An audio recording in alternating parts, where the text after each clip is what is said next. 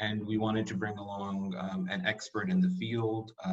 Dr. Christiane has founded Growth Partners. It's a business consulting firm here in the UAE.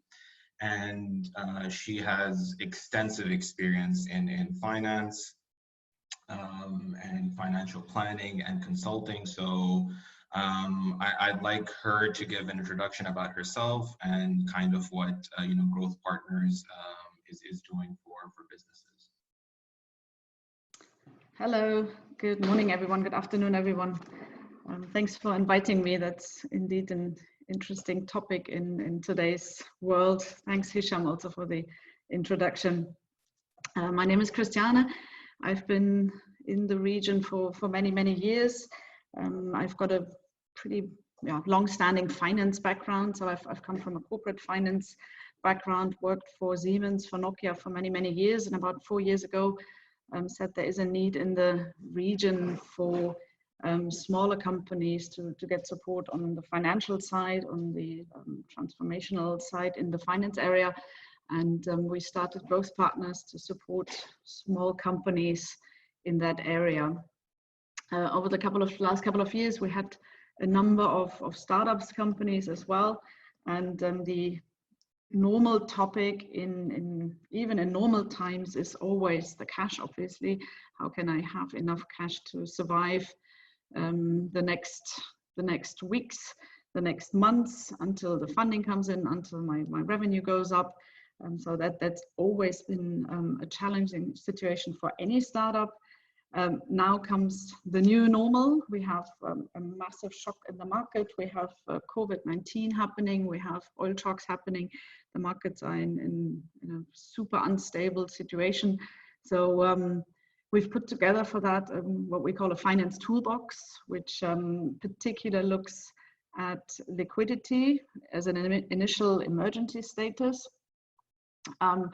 My assumption is a lot of you have gone through that stage already, so safeguarding what you have or trying to stabilize the current cash situation. And the next step is then what's going to happen next. Now, we don't have a crystal ball, so we don't know what's going to happen, but there is ways to make that uncertainty a bit more clear going forward. And I think that's a big portion of the talk today. And then the third step, obviously, is to look at the company from a strategic perspective. What do we need to do in terms of different revenue streams? What do we need to do in terms of different portfolio decisions that we need to make? How do we need to restructure the team and so on? So there's a lot that needs to be considered in the more longer term after the initial shock has been absorbed and the situation been stabilized. Good to be with you today, and hope we can make it slightly interactive with lots of questions. Yeah. And looking forward. Definitely. Certainly it's not, the discussion might get a bit technical today, and which is why we wanted to kind of, have some supporting slides in the background to, provide some more clarity to the attendees, to the audience. Please feel free to add as many questions as you'd like. We will first kind of just go through the discussion, Christiane and I, tackling some of the topics regarding cash management and financial planning. And then we will dedicate, a significant portion of the webinar to try and answer specific questions from the audience. But before we even get into the discussion, we would like to run a quick poll regarding, who's in the audience. So we want to kind of ask a couple of questions about, the company stage, what the cash situation is, and kind of what your, business model is like. So we can slightly tailor the conversation a little bit, and we'll give you a couple of minutes to do that. In the meantime, Christiane, while the audience is kind of filling out the poll, I'm very curious to know, what made you shift from that corporate life to starting your own business? That's quite an insightful kind of a conversation to have, which is a little bit off topic, but while the audience is filling out the poll, I'd like to know a little bit about that transition. That's an interesting one. Yeah, so I've come from telecom, so I've worked for many years in the telecommunication sector. That's a massive, large scale business. So we're not talking mobiles, we're talking infrastructure projects. We're talking of hundreds of millions of euro contracts. And that comes with obviously a huge structure as in any large corporation. A small business is different, right? You have a lot less people that you can rely on. Everyone is much more generalistic. So I think that was for me personally a huge shift to see that you are one player in a huge wheel or a huge machine, whereas in a smaller company there's a lot less players that have to do everything end to end. So that means the problems are smaller, obviously, but then also you have to you look at everything end to end. And for smaller companies, I mean, the environment is just brutal in the end. You have the access to cash is very, very difficult until you get a company to a stage when it's sizable enough to be recognized by larger suppliers, by larger customers. It's a pretty brutal way forward. So I think that's what I've seen for mid-sized company, but specifically for startups as well. So we have been involved with startups that 3 years down the line do not exist anymore.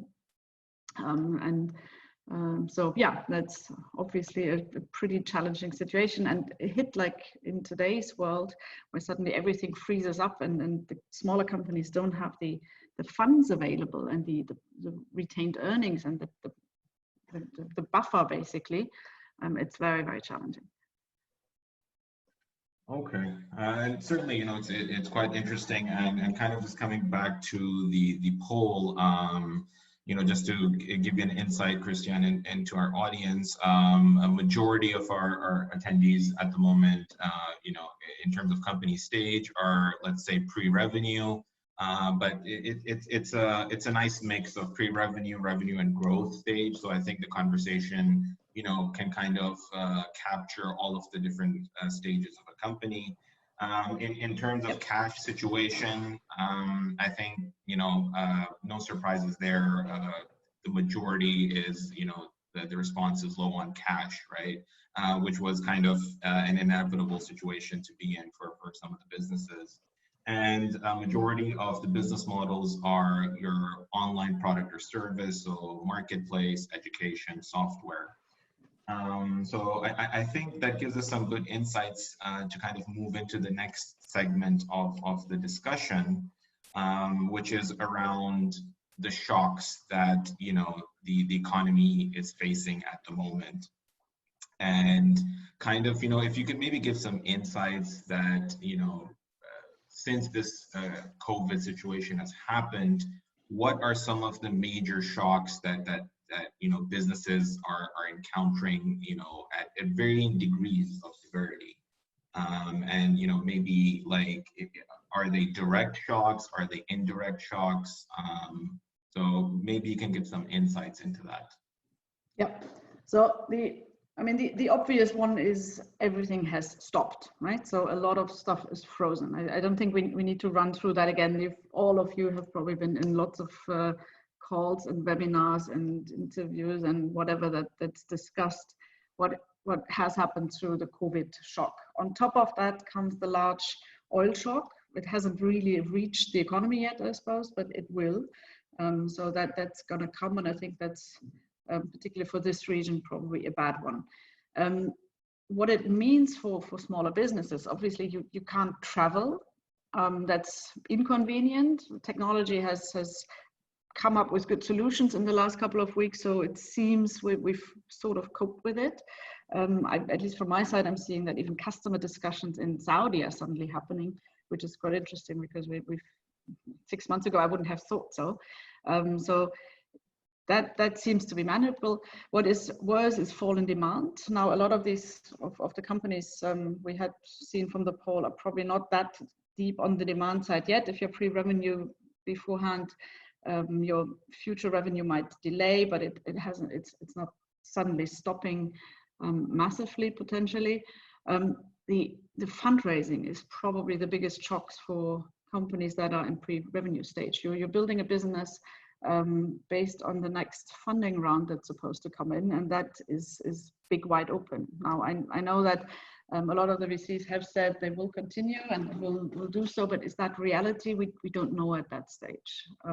If I see it correctly, and you probably know that better than I do, but in other markets, VC funding has pretty dramatically come to a halt, and my assumption is the same will happen here as well. The available liquidity in the market is just going to dry up big time. Another big thing for tech companies, probably less important, but for a lot of brick and mortar companies, very important, is the shock in the supply chain. So you suddenly cannot import your goods. You suddenly cannot export your goods. The borders are closed.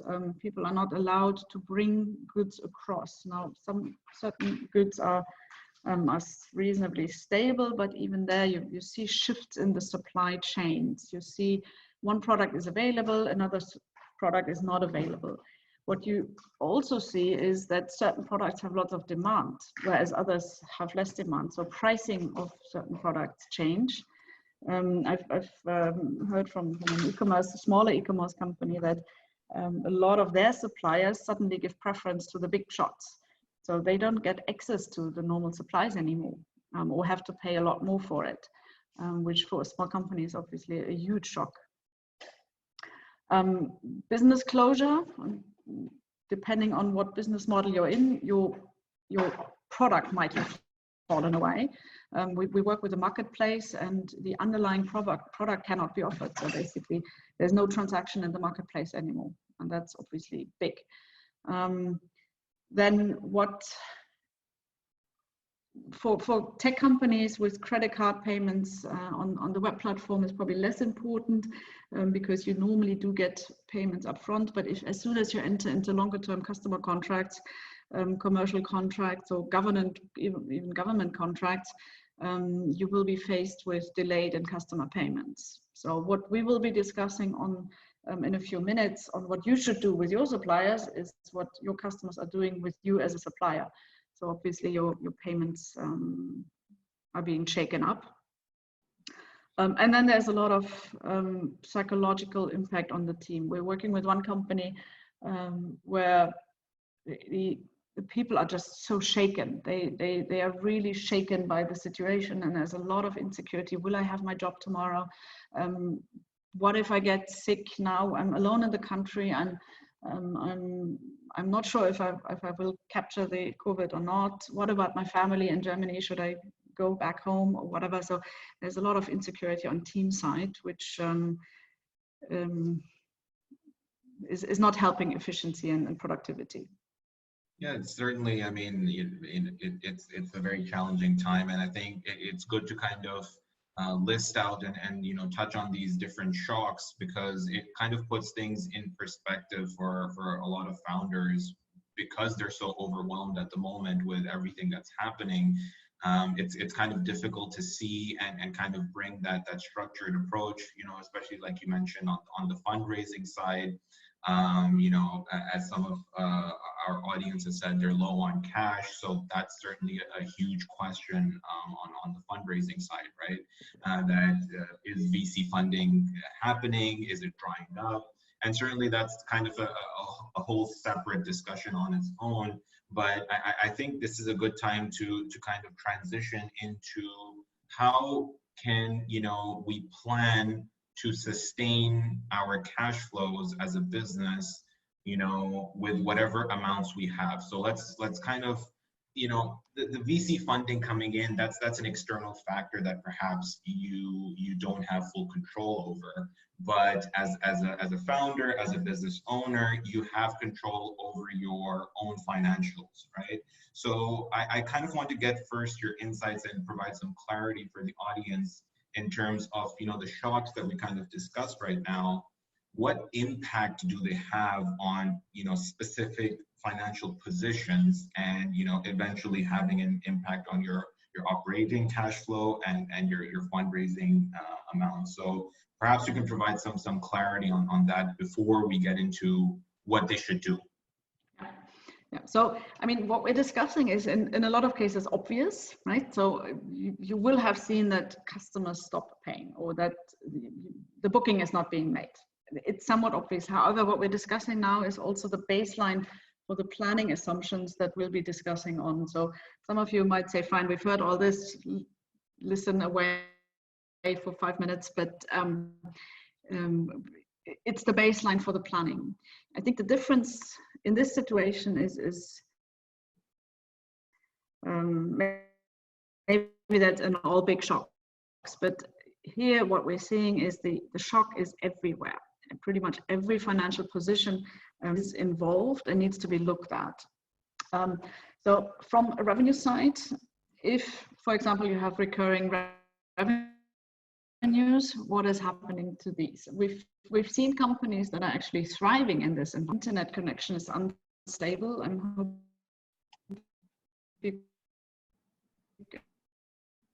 hope you can still hear me. Yeah, your sound is cutting okay? off a little bit, but yeah, it's better now. Yeah.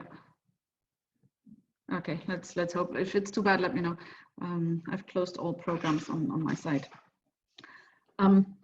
Yeah, so you have on the revenue side, you need to understand where your revenue is coming from. That is probably something you have very well in your mind, right? You know exactly who's paying one at what time. That's different to larger companies where the revenue streams are more diverse, but typically startups have very clear-cut revenue streams.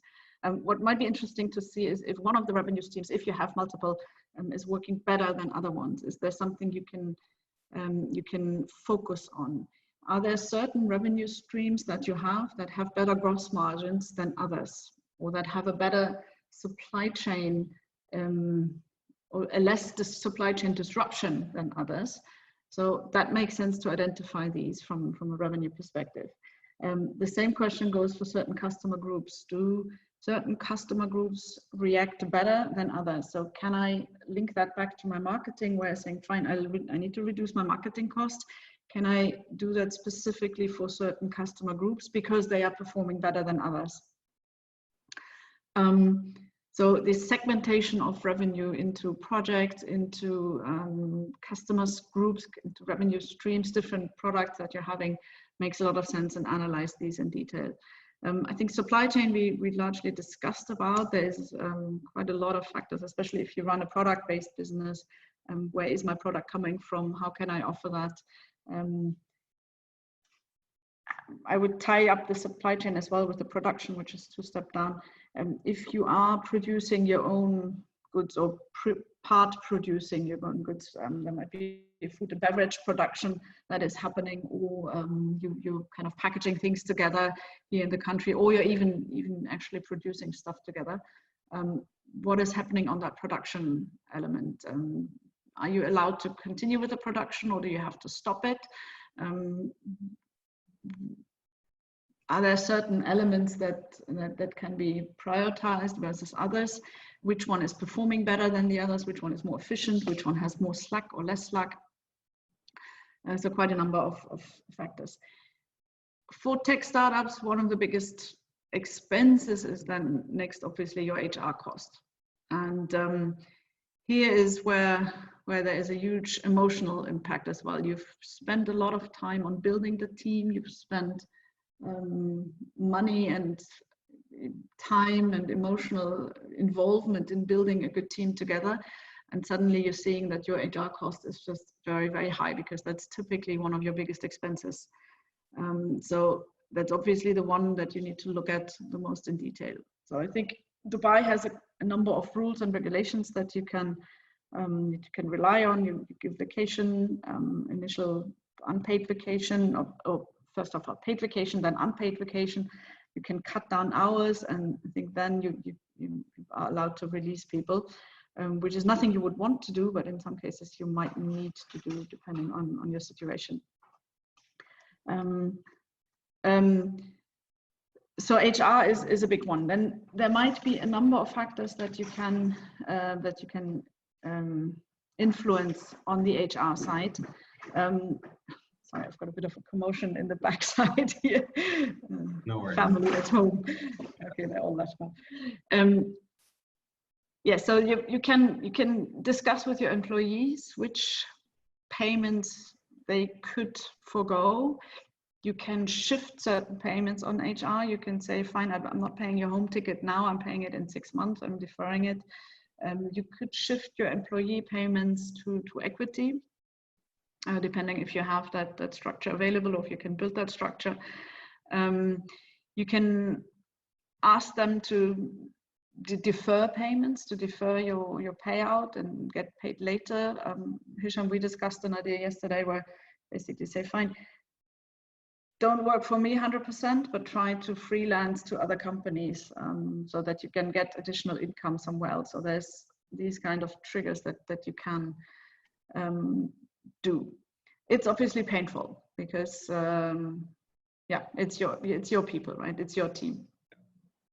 Absolutely. I think the HR side of things it's always going to be a tough conversation to have, but it's like kind of how you highlighted, where it's trying to find the best solution possible given the current situation that's there. Correct. Yeah. Marketing side, for a lot of you will be running online marketing, so that's easy to stop, particularly at a point when demand has fallen anyway. Is it useful? It depends a lot. I mean, you will need to look at your conversion rates very, very carefully. How are they developing? How have they been before, and how are they developing at the moment in the current situation? Can you shift your marketing channels? Is one of your channels more effective than another one? How much? There's a lot of dependencies on this one, obviously. If you cannot produce anything because your outlet is stopped, your food and beverage outlet is stopped, then there's no point in doing the marketing. So there's lots of dependencies, and we'll go into that during the later stage on the scenario planning as well. There is a lot of overheads, your rent payment, your license payment, your legal payments. So these are obviously ones that you should look at first. So can you delay your rent? Can you talk to your landlord? Some of the free zones, I think DMCC is one, has offered some rent delays. Some of the license payments have been cut down by the free zones. So here is really where you can probably do some savings. And my assumption is a lot of you will have done so already. So I think that's where you just cut off as much as you can, or delay as much as you can. Ideally, if you delay payments, you talk to your suppliers. Not always possible, but sometimes we've had situations where a contract was actually stopped. So we basically overnight we stopped the contract with the supplier, and they accepted that. So something I wouldn't have expected. I would have said no. Contractually, we had no right to stop that contract, but they still accepted the stopping. So it's definitely worthwhile talking to your suppliers.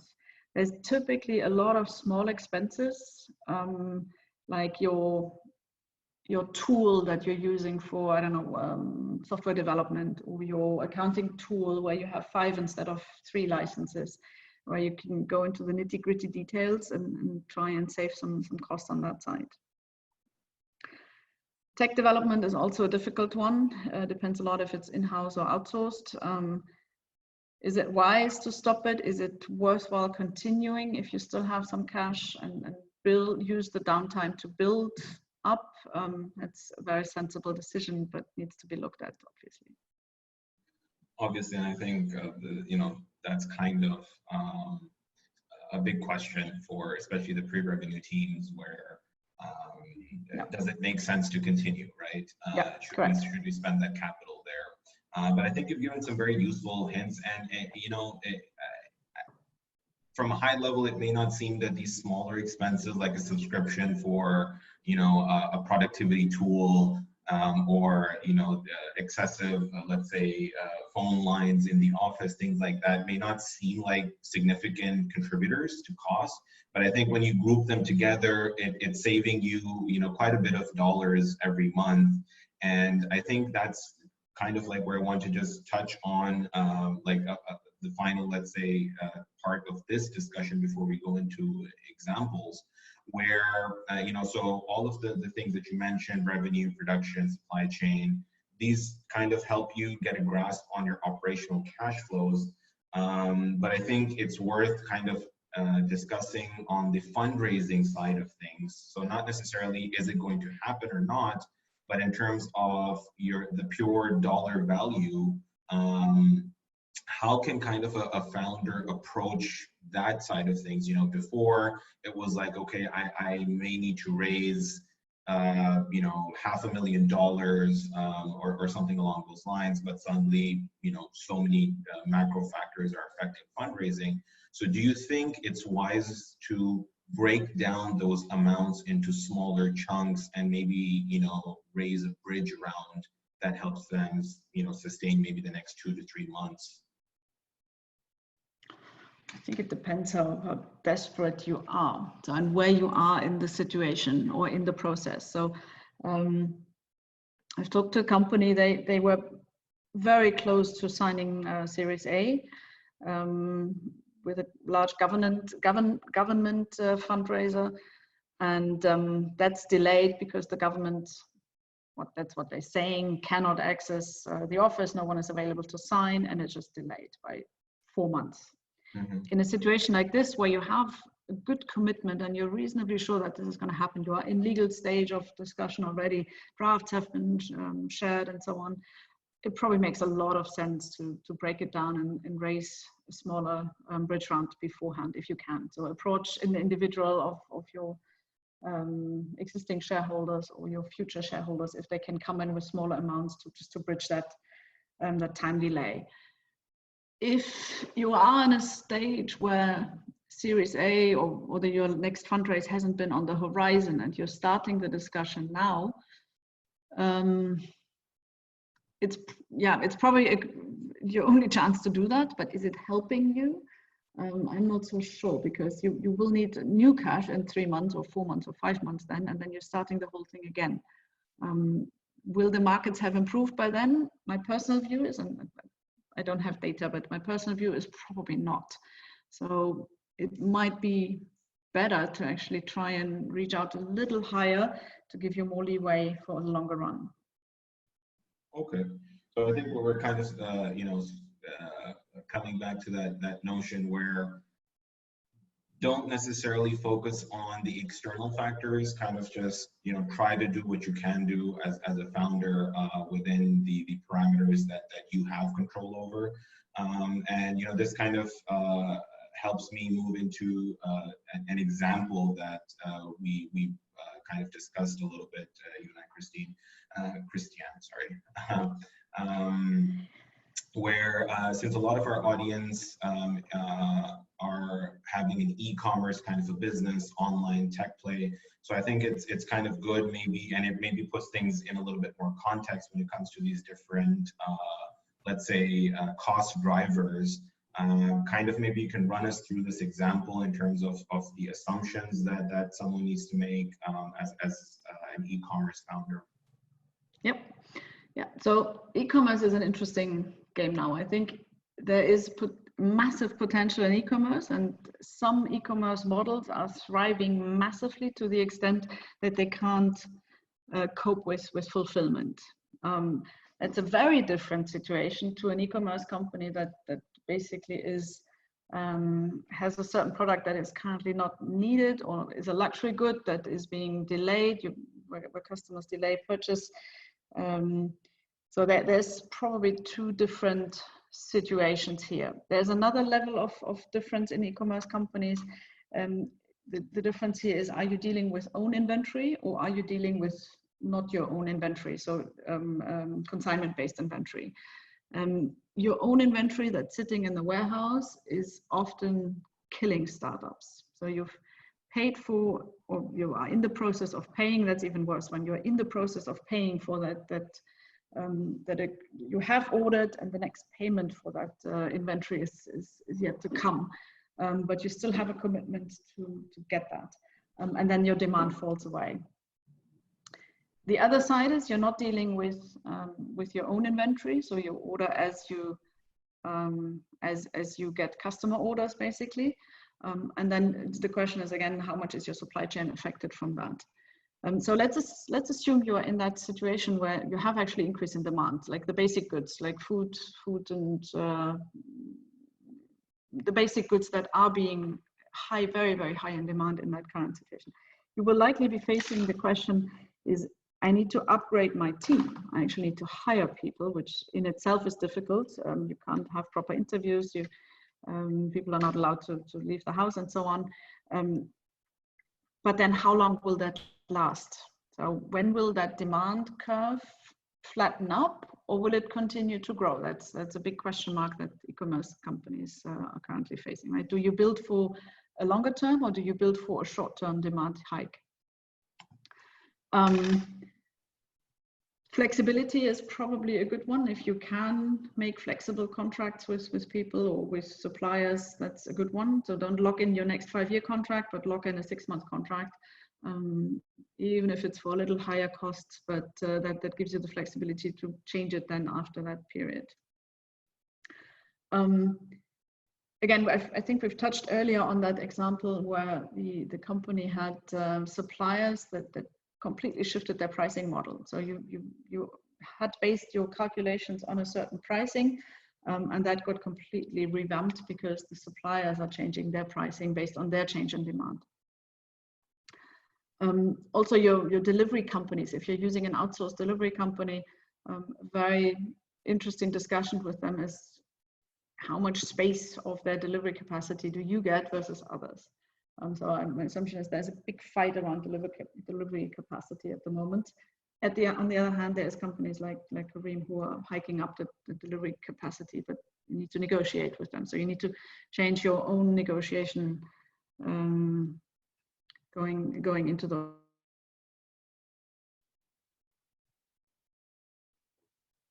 The other factors like HR cost, expenses that then follows through, right? So based on that strategic decision you make, then you have corresponding expenses in rent, in conversion, and so on.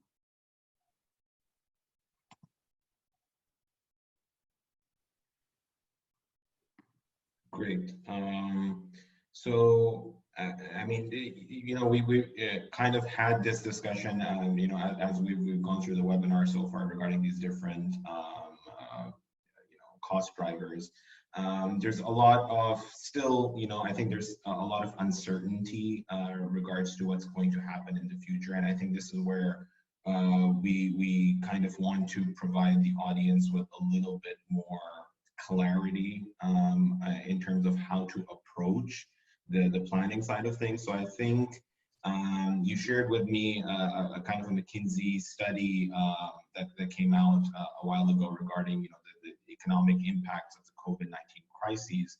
And, you know, so I kind of want to now get into this discussion of potentially, you know, these 3 or 4 scenarios that may happen, how to, you know, understand them first of all, and then how to start building and, you know, planning that cash management plan of yours as a founder.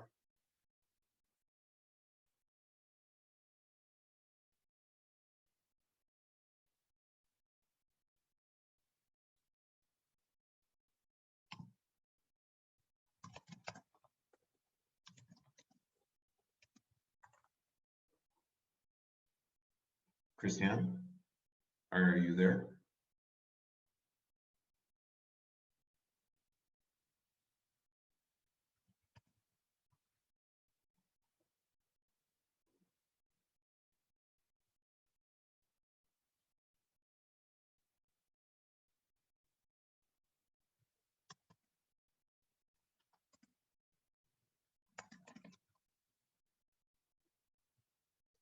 I think Christian is having some technical difficulties at the moment, so we will quickly get to resolving those. But kind of in the meantime, you know, just to recap a little bit the discussion we've had so far, when it comes to cash planning, cash management. It's kind of all about, at the moment, controlling the different parameters and the levers that are in your control as a founder, right? So we kind of touched upon those in terms of the different cost drivers that you have. So, you know, supply chain, HR, production costs, marketing and expenses, and tech development. How can you kind of control those? We can, you know, what as a founder, you kind of need to ask yourself in terms of revenue, for example, a question regarding demand. You know, is there an increased demand? By how much? You know, how long will it last? Because certainly some businesses will see a significant spike due to the current situation, and some businesses will see a drop in demand in the current situation. But does that mean that this is going to last for, you know, the next 2 years, the next 5 years? Probably not. The severity of these demand shocks are probably going to start tapering off, you know, later in the year. And once we kind of have Christine back, we're going to get into the scenario planning side of things. But in the meanwhile, you know, like I said, in terms of revenue, it's kind of on the demand side of things. When we're talking about the supply chain, really understanding with your suppliers, you know, the availability of supplies. Can they actually deliver, you know, the goods that you need to continue your operations? One thing which is very important is the price and payment terms for different goods and services. You know, that's where a lot of the flexibility can be had. In terms of conserving cash, right? So typically with suppliers, you're going to have maybe a 60-day, 90-day payment terms when it comes to paying for the goods that they deliver to you. Honestly, I'm seeing at the moment those terms being increased to 120 days, maybe you know, 190 days, things like that. So it's really good to have that discussion with your suppliers. Another thing which can be very, very important is in terms of quantity, right? So not ordering things in excess in inventory. So, you know, a lot of you may not even have inventory. It's, you know, more on the fulfillment side of things. But it's kind of just in terms of keeping it as lean as possible. So you're, you know, like I mentioned, you're conserving as many dollars as possible. And you know, it's less of a discussion probably because even from supplier side, they won't be able to, you know, be flexible too much on the pricing side of things. But again, it's worth having that conversation. And you know, kind of just recapping a little bit what we talked about, and then, you know, bringing back the discussion towards the scenario planning and, you know, the economic impacts of COVID-19 on the businesses that are in, you know, the region, globally as well. So I think Christiane is back, and, you know, we can resume kind of the conversation we were having in terms of, here's a McKinsey report, kind of what does it mean, and how founders can start using this information or data to begin their cash management journey.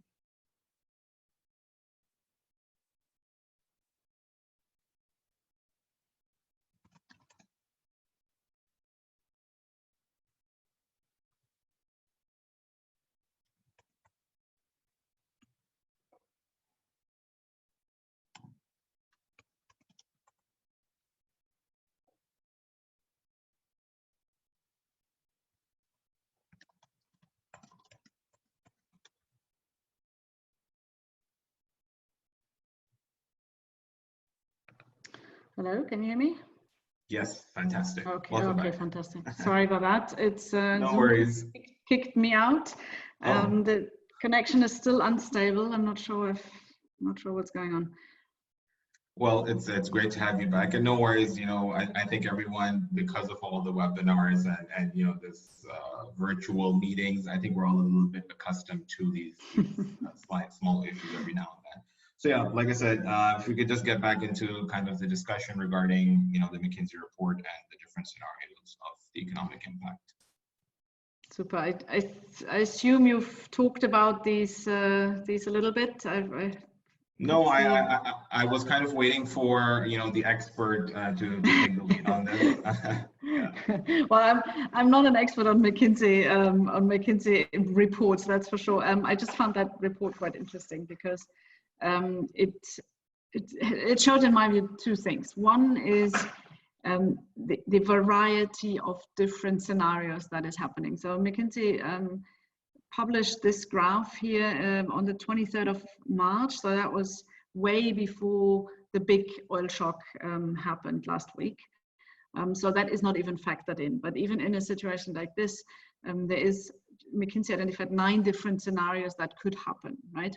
So the wideness of possible outcomes is huge.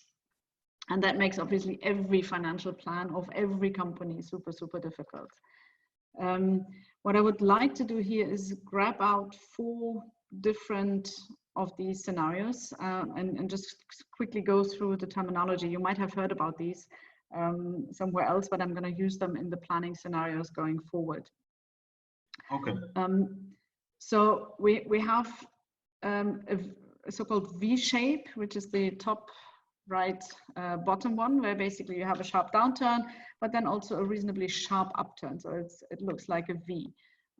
There is a U shape, which also has an upturn, but slower. So the bottom is deeper and a bit longer.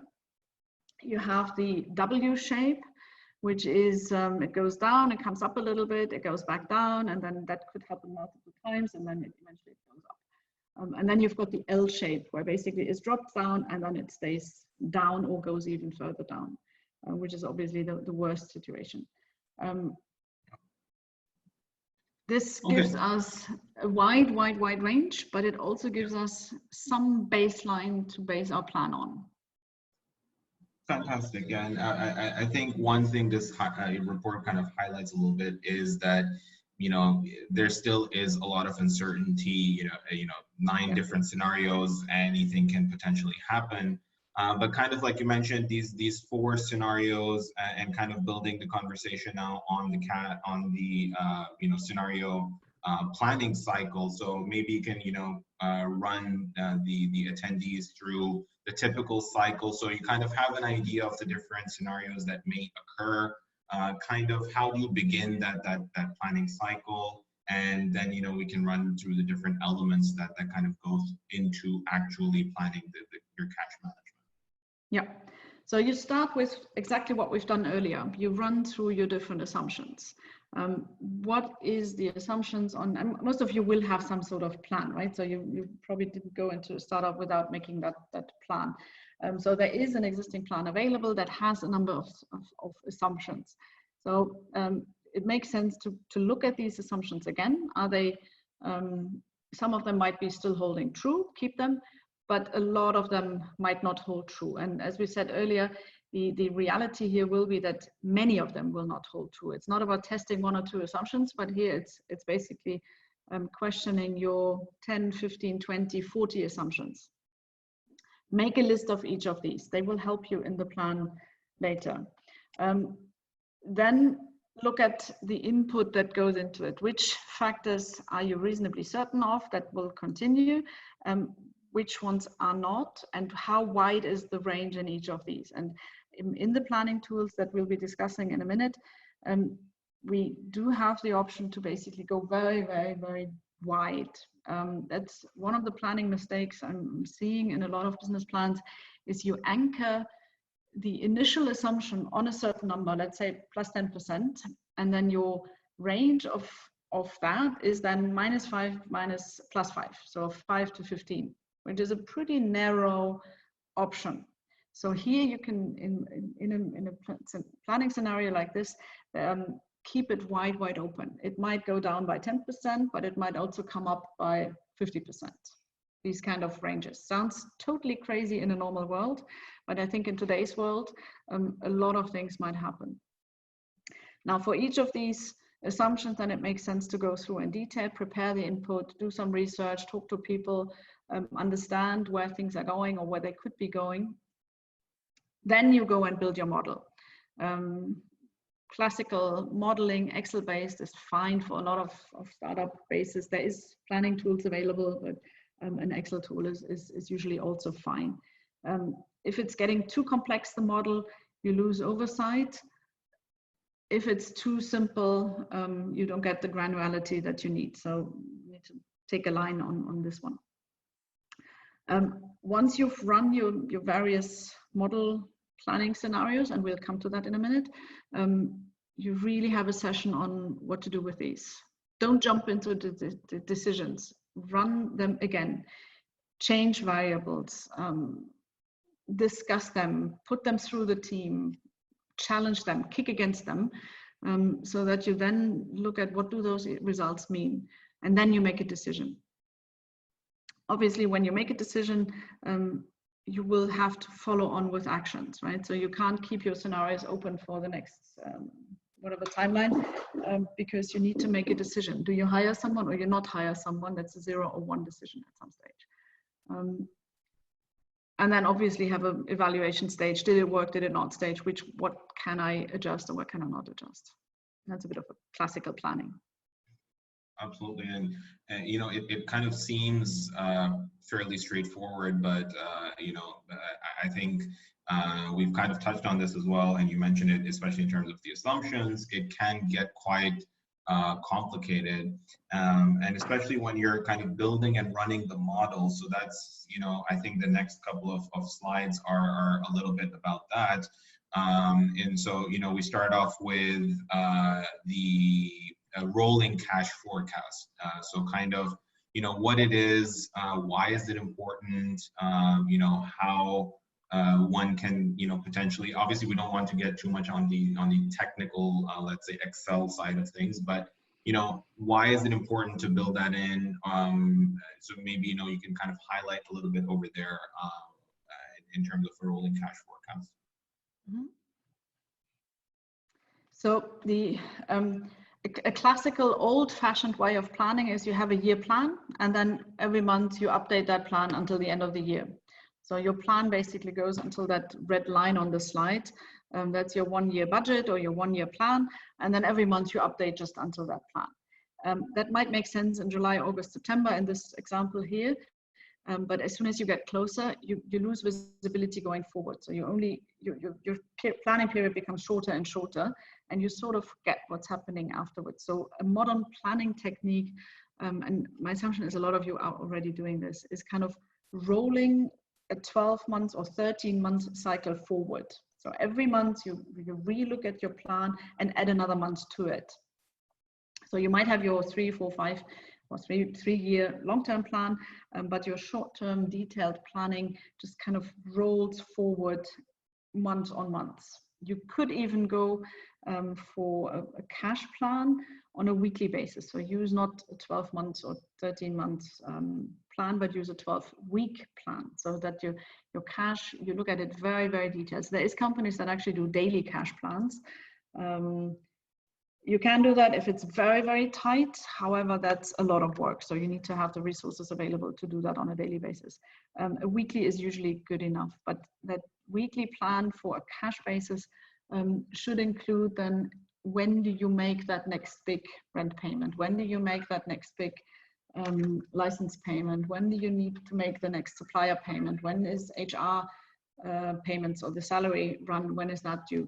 So you have a very detailed plan on when the next payment comes, and then also you plan the incoming cash payments accordingly. There's usually much more, unless you have that credit card payment settled up, but even then you don't know how demand is developing. There's more insecurity in that one than in the cash out usually. But having that on a weekly basis makes a lot of sense, especially in the current situation. Absolutely, and I think you know, a lot of the times when we're building these models and Excel sheets, it's kind of like, okay, it's just something we keep in our laptop and we refer to every now and then. But I think now, like you mentioned, it's crucial to have these more live forecasts that are happening on a shorter time period, and utilize them as much as possible to conserve your cash reserves as much as possible. So I think this is a great thing to incorporate in the financial model that a founder has.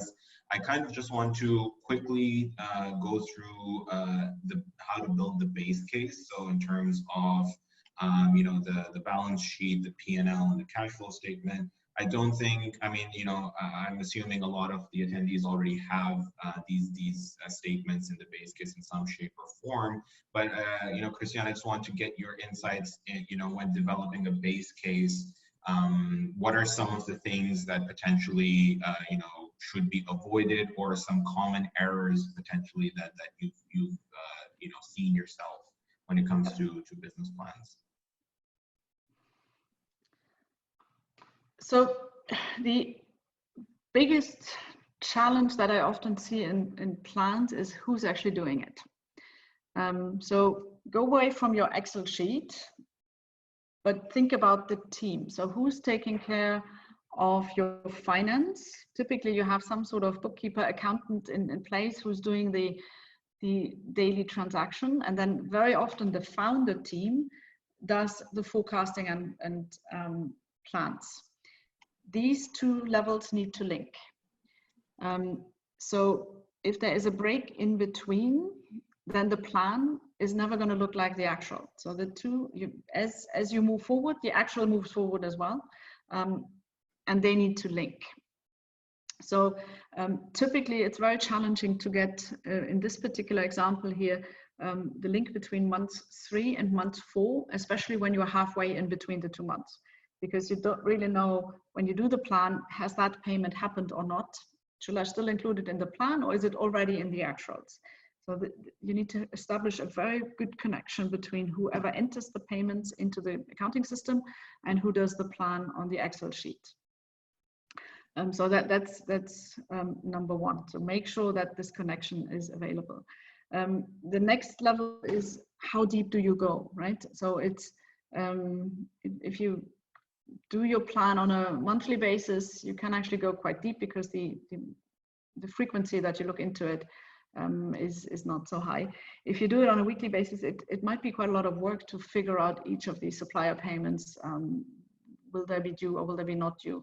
HR is simple, you have them towards the end of the month, but then there's a lot of stuff that that needs some work on it if you do it regularly. So your level of detail depends a lot on how short are you on cash. So the shorter you are, the better it is to plan more detail, but then obviously you need to balance that with time you spend with your customers, with your developing team and so on. It does make sense to not only look at the P&L, so your expense side, but also look at the balance sheet, because that defines your working capital cash. So so basically some of the payments don't sit in the balance sheet.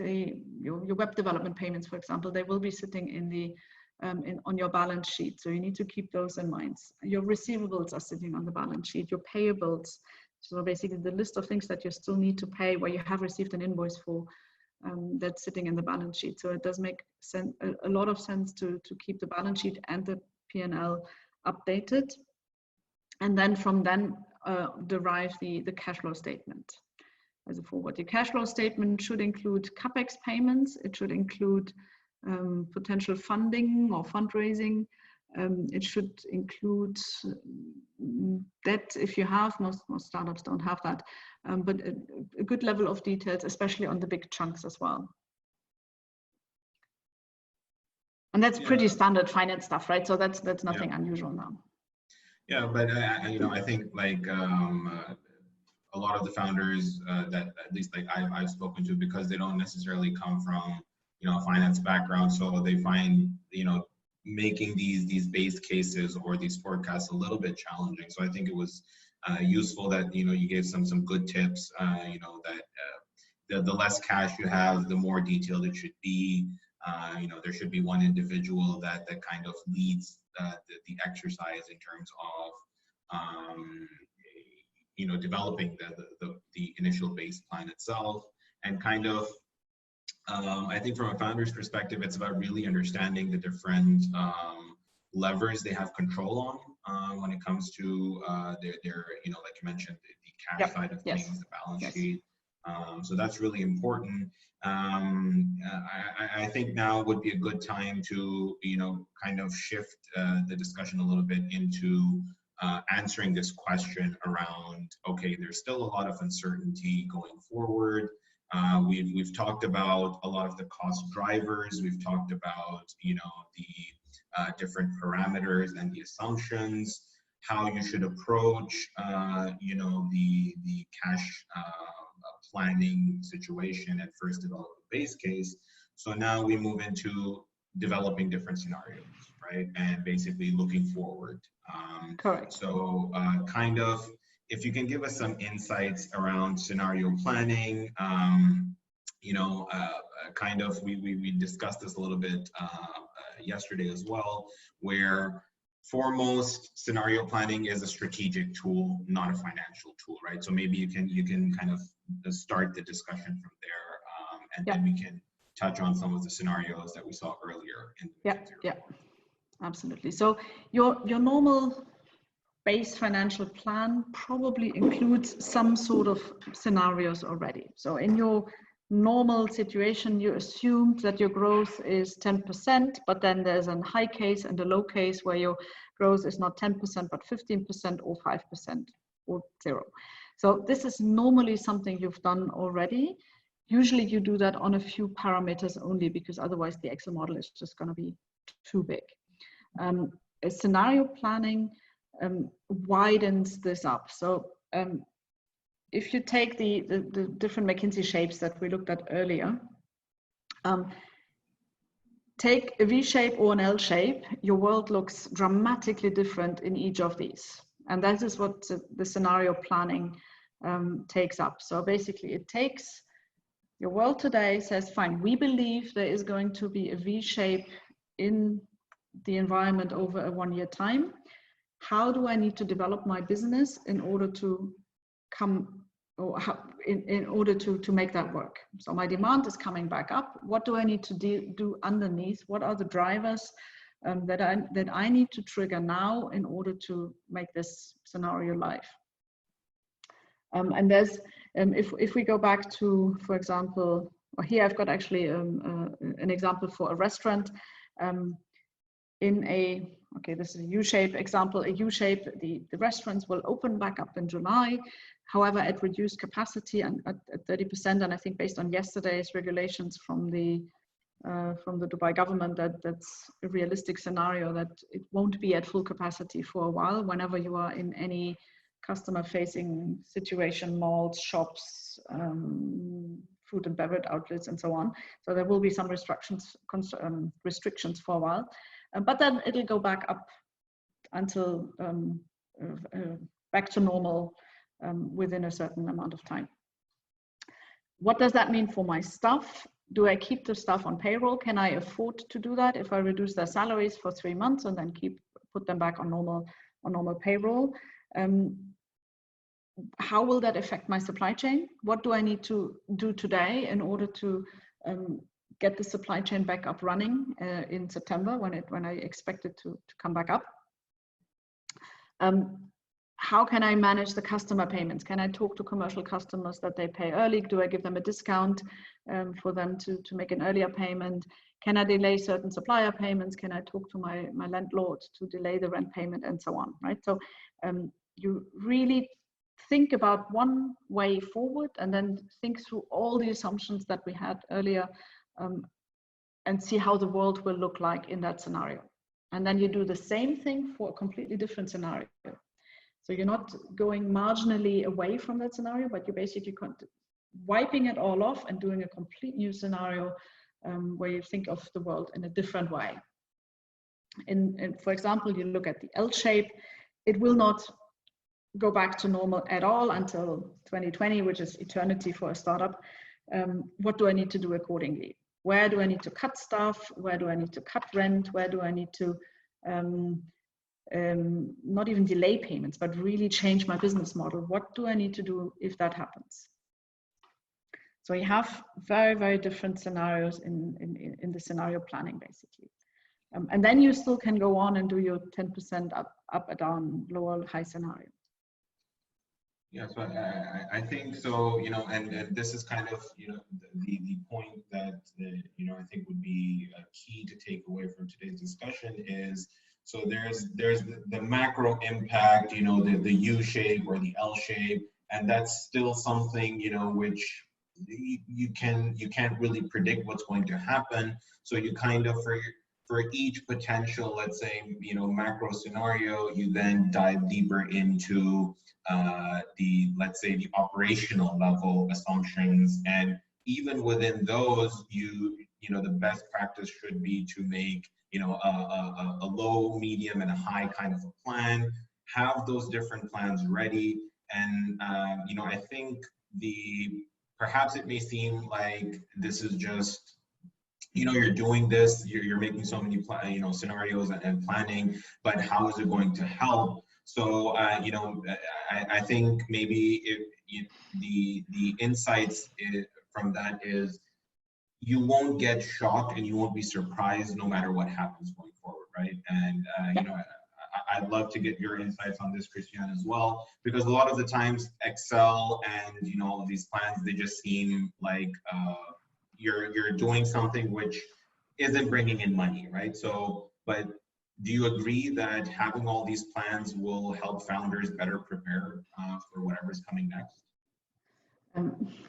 I read, and I can't remember where I read it, but there was this saying that the planning distinguishes you from being active to being like a hypnotized rabbit within the light, right? So the rabbit sits on the street, the car comes, and the rabbit is like frozen because it doesn't know where left and right is. And I think that's exactly what you want to avoid. You don't want to be that rabbit that is sitting and can't move left or right because you're so overwhelmed with the different things that are happening. So I think the planning exercise in itself gives you a certain comfort because, as you say, you're not shocked anymore. You know it will be bad, fine. That's, I think we all got so far, but at least you have some lever of maneuvering that you can, if it's going in this direction or into that direction. Absolutely. And kind of just adding to that, you know, a discussion of, you know, not being shocked from whatever happens and trying to bring an element of certainty. There's I think a fantastic approach that can be taken. It's called the Monte Carlo simulation. I'd like to briefly run the attendees through it, Christiane, if you can do that, you know, because it kind of adds a little bit, even though it's still numbers and, you know, probabilities and all of that, but it still adds perhaps a little bit more certainty to the situation that founders find themselves in. Yep, absolutely. So Monte Carlo simulation is, some of you might have heard that in university. I studied business administration, and that came up, I think, in finance 102, maybe not 101, but 102. So it's not a new tool at all. It's been around for many, many, many years. It's a statistical approach to quantify the uncertainty. So the planning that we've discussed so far usually takes 1 point estimate. My demand will go up by 10%, and then you move into a low or high case 15% or 5%, right? So it's a 1 point estimate or 3 point estimate. The Monte Carlo simulation allows you to define the edges of your planning, and you can be very, very, very wide here. And then it simulates for each of the assumptions that you're doing. It simulates what will happen to your model if any of these scenarios happens. So it's basically, from a technical point of view, it's sitting on top of your Excel plan, So you have your plan already. You define the input parameters, which are your planning assumptions. And you can define as many as you want here. The tool is able to do a lot of assumptions here. And you define the output functionalities. A good one here could be, what is my minimum cash in the next 12 months? So you build a cash forecast that has an output field somewhere, minimum cash. And you define that in the Monte Carlo simulation as your output. And then the tool basically runs through those 20, 30, 40 assumptions and takes the full range of input that you've given to them. For example, my demand will start in July, in September, or in December. Or I'm hiring 2, 4, 5, or 10 people, or I'm firing 2, 5, or 10 people. So what will happen to my model if each of these happens? And the simulation then basically takes 5,000, 10,000 times the range of these different variables. As an outcome, you then get this camelback shape that you're seeing in the bottom of the slide, in which you basically can very nicely see the range, the outside ranges, the outliers, probably not going to happen. So there's a certain probability, and you can here I've defined the 90% probability that your output function will be in that range. And compared to a normal plan, then if you take the most extreme scenarios, they will never happen, right? Your most extreme scenarios on both sides, positive and negative, will not happen.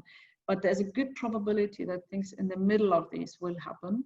And this tool helps you to see where is that middle with a very high probability rate. So 90% is a pretty good probability that you can work with. And then it gives you, for example, a statement like, with a 90% probability, we remain with a minimum of our cash remains above 200,000K, for example. And that is a pretty good planning scenario to move forward. Like in most of the situations, we will be remaining within above that range, for example. So Monte Carlo is a tool that can be used on Excel. So there's a couple of softwares available. Some of them are free of charge, which you download. You use them as an Excel plugin, and then on top of your existing plan, you then add the assumption ranges and the formulas, and you get these outcomes. It also gives you so-called tornado graphs. You can see that in the very left bottom, very small, where basically it shows you which input function, which assumptions have the highest impact on your output, on your minimum cash, for example, which is very good to see. Where do you focus your attention on? Do you focus your attention on salaries, or do you focus your attention on rent payment? What has the biggest impact to my cash? Absolutely. And I think, like, you know, like you mentioned, like the Monte Carlo simulation, it's a tool that's been going around, you know, for many, many years. But the reason why it's so important, and I think if I could just kind of summarize what you said, is you know, it helps you run through many scenarios, you know, in a single go in a short period of time, because it automatically manipulates, you know, your assumptions and all the parameters that you've defined. So even within the different, you know, low, medium, and high scenarios that you perhaps have defined yourselves, the Monte Carlo simulation just kind of takes it one step further and kind of just goes into overdrive to give you that, at least from a numbers perspective or statistically speaking, it gives you more comfort in terms of where your business is going to land in terms of whatever the outcome you define. And since the discussion today has been, you know, regarding cash, that's kind of what the output we've defined as. And secondly, and I think this is probably the more important thing, is understanding what assumptions affect your business. I think this is super important because, you know, as a founder, immediately you may think that perhaps headcount, HR costs is the easiest and the best thing to reduce to increase your runway, right?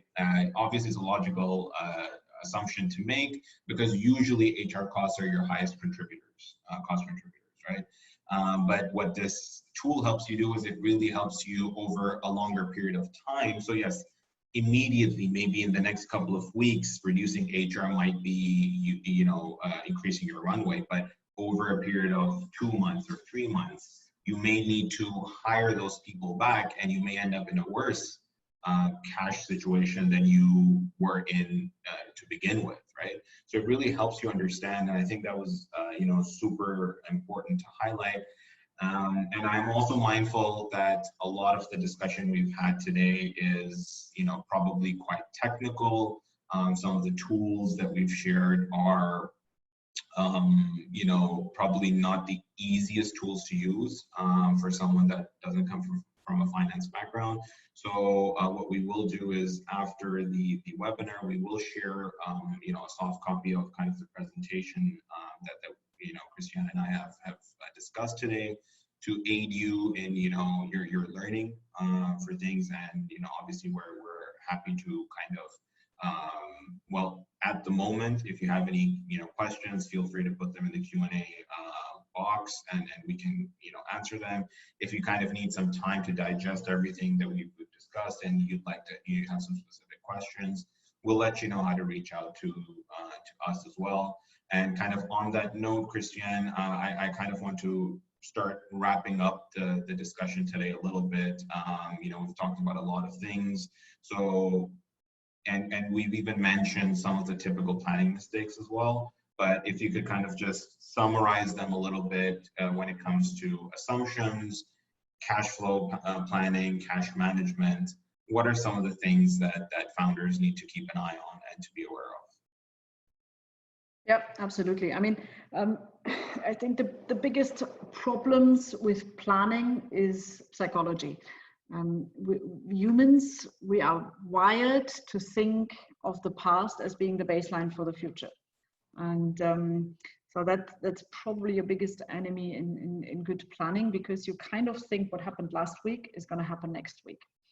So that's what I'm seeing a lot, is the scenarios are hooked or anchored on what has happened in the past.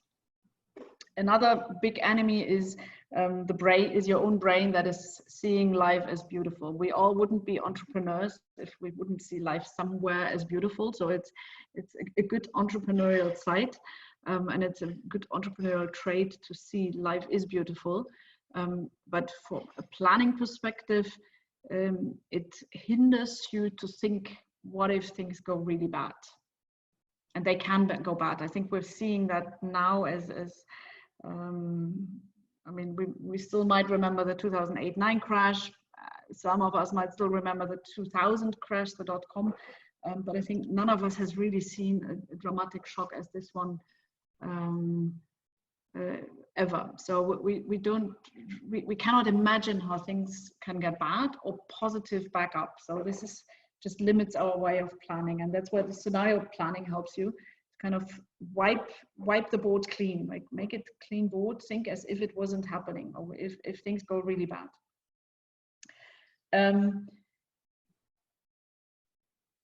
What I see a lot is this constant growth. Okay, fine, we've dipped now, so but next month will be better because we're doing this and this and this and this. So we kind of assuming because we're doing all these different things, life will be better, and then our plans, they look like a typical hockey stick.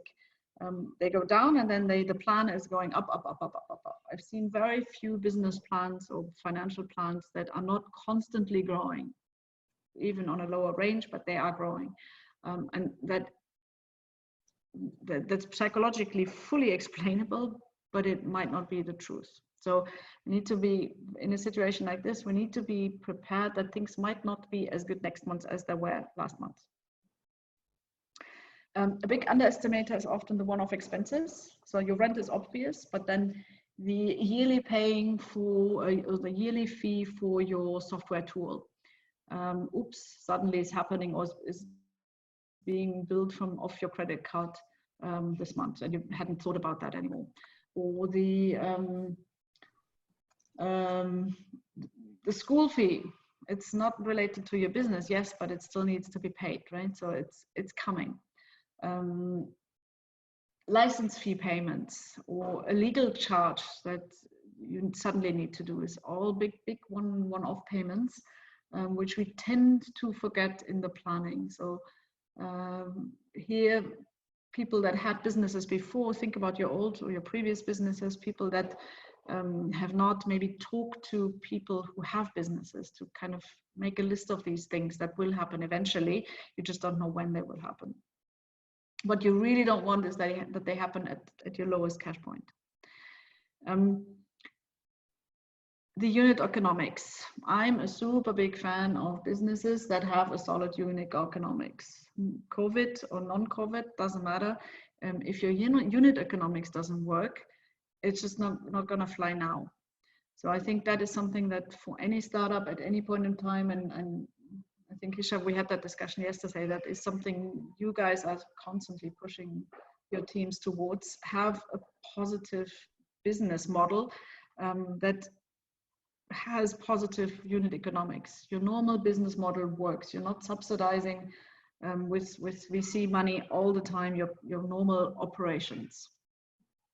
Now, of course, the scale needs to come in and so on, but eventually your unit economics need to work off. And if they are bad now, you have a good chance of considering to shut down the business. I mean, it's brutal, and it's none of us wants to think about that, but it might be an option to avoid worse things happening.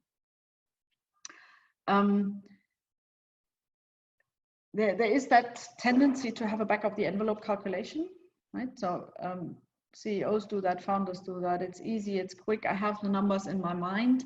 I advise against that, because you tend to forget those one-offs, those your mind plays you tricks on it. You think you remember something, but then actually it was like this last month, but not the first 4 months before that. So I would always advise to do a proper plan that is laid out on a month-by-month basis. So what we've seen earlier, don't do a list of things, but basically lay them out month on month on month. Salaries is a big planning issue. You hire someone, and in your mind you have the base salary, maybe plus housing and transportation. But then there is a lot of stuff, and that's often 50% or even more than that, that is on top of that, that you don't see in your normal base salary. So the visa, your home tickets, the family medical insurance that you need to provide. The gratuity is a big one. That'll come. And when you get your business to a stage when it gets audited, at latest at this stage, the gratuity will need to be in your books. It doesn't affect your cash, but the gratuity calculation is hitting your books every single month. And founders tend to forget about these. So make sure you don't think about, if you think about salaries, you don't only think about what you pay that particular guy, but what your overall cost to business is.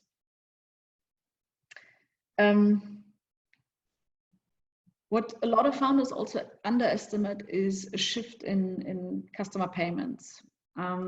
So a 2-week delay in payment, it doesn't sound so bad, right? Okay, fine, your customer pays 2 weeks later. However, a 2-week delay in payments means half of your month's sales. And in terms of cash, that is massive, because you're basically lacking this half month of payment that is coming in to pay your costs. So in your plan, you should always look at what are the cycles of payments, of in and out payments that are fluctuating. Salary is fixed, you know, it's towards the end of the month, but then there's a lot of payments that are fluctuating or can be managed. And that is typically underestimated. The actuals versus the plan. Yes, so we talked about that earlier. The founder does the plan, the accountant does the actuals. They need to link. If they're not linked, you're doing a dream plan, right? You're not really linking it to reality, what is actually happening. And it's a lot easier said than done, because it means you really need to sit down with the accountant and go through the line items, what has happened, what has not happened. My experience with accountants is they are not the guys to do the planning. A good accountant is typically not a good planner. So make sure somewhere in your team you connect the two dots. Right, and then if the plan, we touched on that earlier, if the plan is too simple, it's not worth it. But if it's too complex as well, the updating and working with it is too difficult as well. So try to find a balance here. Yeah, absolutely. And I think, you know, kind of if I could just maybe, you know, summarize the entire discussion, and, you know, I think the goal is to instill this mindset of equipping yourself as a founder with as much information as possible, rather than just jumping into decisions. So, you know, there's a lot of uncertainty.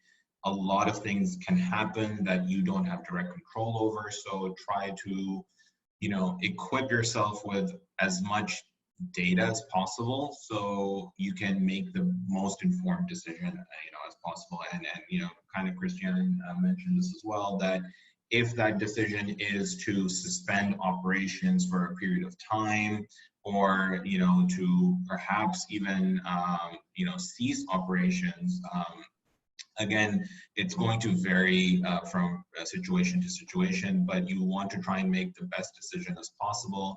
We've tried to kind of, you know, give you the tools and the insights into potentially how you can go about this. There's a lot of data, you know, and information available online as well. And, you know, like Christian mentioned about the, you know, unit economic side of things, that's a separate debate on what's been happening. Does it make sense, you know, hyper growth and all of that? But I think now more than ever, there's a need for more fundamentally solid businesses. So, you know, perhaps looking at your own business models and assessing if, you know, maybe a pivot into a more sustainable revenue stream makes sense. These are a lot of the questions that you need to ask yourself. And, you know, I think before we kind of end the discussion, at least from my side, and then I'll kind of leave it to Christian to give some final words or advice, is I think, you know, as founders, you need to admit that you don't know what's going to happen, and you need to be okay with that, and that's perfectly okay. But what you need to do is you need to equip yourself, like I mentioned, with that data that will help you make those decisions. It's not going to be easy, certainly, but I personally am a firm believer of if you have enough information, then you can make the best decision given the situation, whatever that decision may be. And, you know, today's webinar was kind of to try and give some insights and some tools regarding that. Christian, love to hear your kind of final thoughts before we wrap up.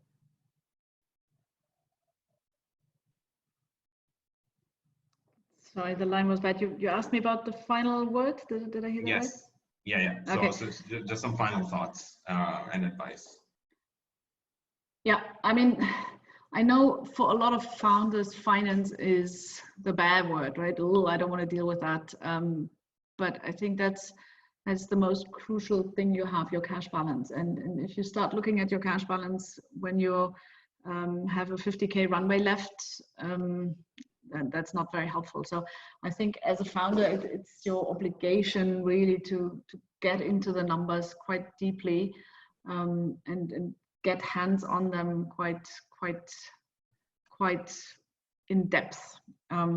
That's number one. Number two is keeping that constant look at the numbers. So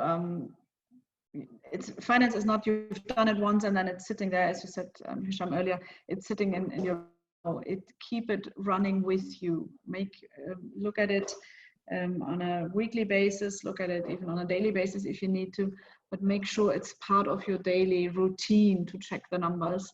To check also what your accountant is doing. A big issue is that your accountant is not updating the numbers in the system on a daily basis, because normally small companies are not equipped for that way. So the numbers are not always actual in the system, make sure you know when what gets updated, so that you have really grip on the financials. Don't rely on others to do it. I think that's we've seen that over and over again. If things get bad, it's the founder who puts their neck up. And if you rely on someone else to do them, I'm not saying you need to do everything yourself, but at least know what's going on the financial side.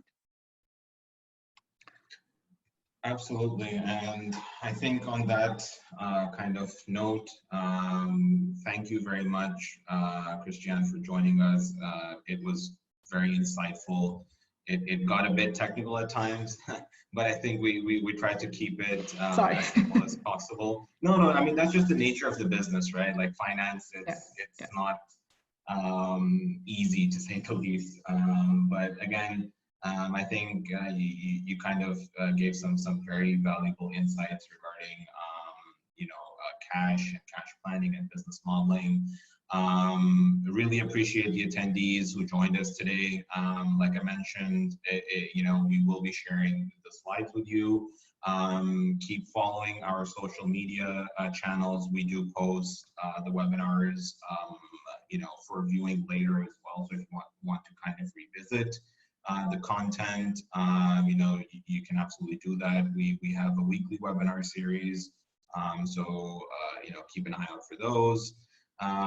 In the meantime, we also have a Slack initiative that we have started. It's called Small Biz UAE. We will just quickly post the link to that, in the email as well that we send you with the presentation for today. And yeah, I think from my side, thank you very much, Christiane, for joining. And to all of our audience, stay safe, stay healthy, and hope to see you on our next webinar. Super, thanks a lot. Thanks everyone.